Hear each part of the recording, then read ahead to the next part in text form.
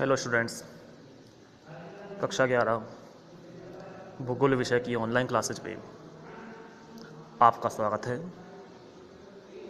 पिछली वीडियो में हमने थार के मरुस्थल के बारे में कुछ बातों की जानकारी प्राप्त की। हमने देखा था कि थार के मरुस्थल को दो भागों में बांटा गया है, जिनमें से एक भाग की चर्चा जो पश्चिमी रेतीले मैदान के रूप में जाना जाता है, जिसे ग्रेट डेजर्ट महान मरुस्थल भी कहते हैं, की चर्चा हम कर चुके थे। मरुस्थलीय मैदान का एक दूसरा रूप भी आता है, जिसे बांगड़ का मैदान भी कहते हैं, और आज हम इसी के बारे में चर्चा करने जा रहे हैं। तो थार के मरुस्थल के पार्ट 3 में, तीसरी वीडियो में, हम थार के मरुस्थल के अगले प्रकार की चर्चा करेंगे। आइए करते हैं शुरुआत। थार के मरुस्थल का जहां पहला प्रकार पश्चिमी रेतीला मैदान था, तो वहीं दूसरा प्रकार राजस्थान बांगड़ या अर्ध शुष्क मैदान के रूप में ये जाना जाता है। अर्ध शुष्क मतलब आधा सूखा, मतलब शुष्क भी है तो कुछ यहाँ पर नमी भी पाई जाती है। राजस्थान या अर्ध शुष्क मैदान महान शुष्क रेतीले प्रदेश के पूर्व में व अरावली पहाड़ियों के पश्चिम में लूनी नदी के जल प्रवाह क्षेत्र में अवस्थित है। यह आंतरिक प्रवाह क्षेत्र है। इसके उत्तर में घग्गर का मैदान, पूरब में शेखावाटी का आंतरिक जल प्रवाह, तो दक्षिण पूरब में लूनी नदी बेसिन, और मध्यवर्ती भाग में नागौरी उच्च भूमि है। अर्थात कहने का आशय, इस मैदानी क्षेत्र को पुनः 4 भागों में बांटा जाता है। यह संपूर्ण क्षेत्र शुष्क एवं अर्ध शुष्क जलवायु के मध्य का संक्रमणीय क्षेत्र है, यानी जहाँ पर जलवायु में शुष्कता है लेकिन कुछ मात्रा में यहाँ नमी भी पाई जाती है।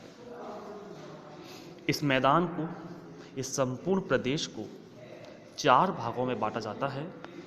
घग्गर का मैदान, लूनी बेसिन, नागौरी उच्च भूमि प्रदेश और शेखावाटी का आंतरिक प्रवाह क्षेत्र। इस तरह से आप देख सकते हैं ये राजस्थान बांगड़ या अर्ध शुष्क मैदान। आइए चर्चा करते हैं प्रत्येक प्रकार के बारे में।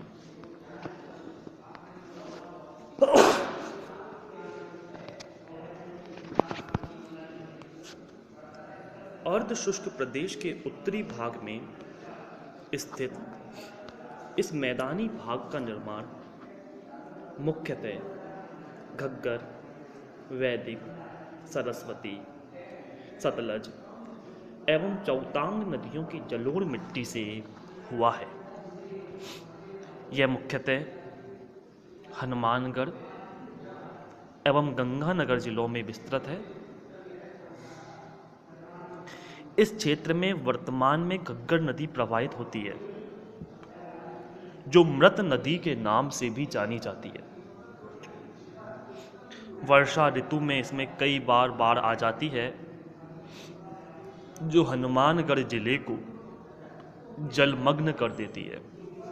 राजस्थान का शोक कही जाने वाली ये नदी, घग्गर नदी, जो सामान्यतः मृत अवस्था में है, अर्थात पानी की यहाँ पर कमी है, लेकिन कई बार वर्षा ऋतु के समय पड़ोसी राज्यों के द्वारा छोड़े गए जल के कारण जब इसमें बाढ़ आती है तो भारी मात्रा में तबाही मचाती है। यह नदी भटनेर के पास हनुमानगढ़ में ही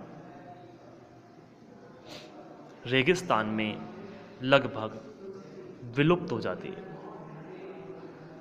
यानी ये स्थल से ही आरंभ होती है और स्थल भाग में ही ये समाप्त हो जाती है। वहीं बात करें दूसरे की लूनी बेसिन के बारे में, लूनी एवं इसकी सहायक नदियों के इस अपवाह क्षेत्र को गौड़वाड़ प्रदेश भी कहते हैं। इसमें जोधपुर, जालौर, पाली एवं सिरोही के क्षेत्र शामिल हैं। इस क्षेत्र में जालौर और सिवाना की पहाड़ियां स्थित हैं जो ग्रेनाइट के लिए प्रसिद्ध है। इसके अलावा मालानी पहाड़ियां एवं चूने के पत्थर की चट्टानें भी इस क्षेत्र में पाई जाती हैं। इस प्रदेश में बालोतरा के बाद लूनी नदी का पानी नमक चट्टानों, नमक के कणों एवं मरुस्थलीय प्रदेश के अपवाह तंत्र के कारण खारा हो जाता है। इस क्षेत्र में जसवंत सागर, सरदार संबंध, हेमावास बांध एवं नया गांव आदि बांध हैं।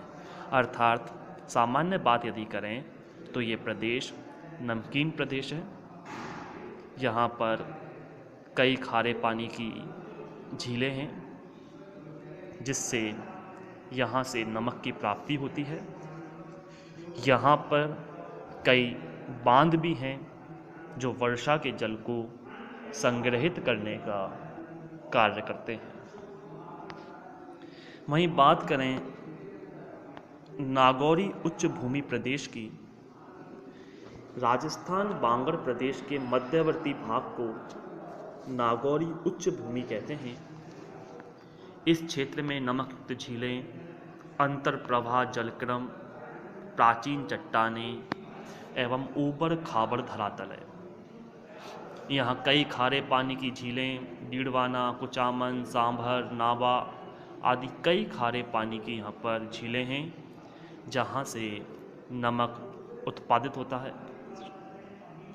इस प्रदेश में गहराई में माइका शिष्ट नमकीन चट्टानें यानी अभ्रक मिली हुई चट्टानें, जिनमें केशिकात्व के कारण नमक सतह पर आता रहता है। साथ ही नदियों द्वारा पानी के साथ नमक के कण बहाकर लाने के कारण इनमें प्रति वर्ष नमक उत्पादित होता रहता है। एक तो स्वतः ही यहाँ की भूमि नमकीन है, मृदा में लवणता है। दूसरा, आंतरिक प्रवाह क्षेत्रों की नदियों के द्वारा जब लवण लाया जाता है तो वो इसमें जमा किया जाता है। वहीं लास्ट आता है शेखावाटी आंतरिक प्रवाह क्षेत्र। चूरू, सीकर, झुंझुनू व नागौर का कुछ भाग इसमें शामिल है। इसके उत्तर में घग्गर का मैदान और पूरब में अरावली पर्वत श्रृंखला है। इस प्रदेश में बालू का स्तूपों का बाहुल्य है। यहाँ कई प्रकार की छोटी नदियाँ जैसे कांतली, मैथा, रूपनगर, खारी आदि हैं जो वर्षा ऋतु में दिखाई देती हैं। 25 सेंटीमीटर की समवर्षा रेखा इस प्रदेश को महान शुष्क मरुस्थल से अलग करती हैं। यहाँ की मुख्य फसलें बाजरा है, मोठ व ग्वार आदि हैं। बबूल, फोक, खेजड़ा जो छोटी वनस्पतियों के रूप में यहाँ पाई जाती हैं। यहाँ की मुख्य नहर इंदिरा गांधी नहर है, जिसके कारण यहाँ का जीवन पूरी तरह परिवर्तित हो गया है। तो कहने का आशय, पश्चिमी रेतीले मैदान के साथ जो बांगड़ भूमि है ये भी एक महत्वपूर्ण क्षेत्र है जहाँ पर कई छोटी नदियाँ प्रवाहित होती हैं, नमक की झीलें हैं।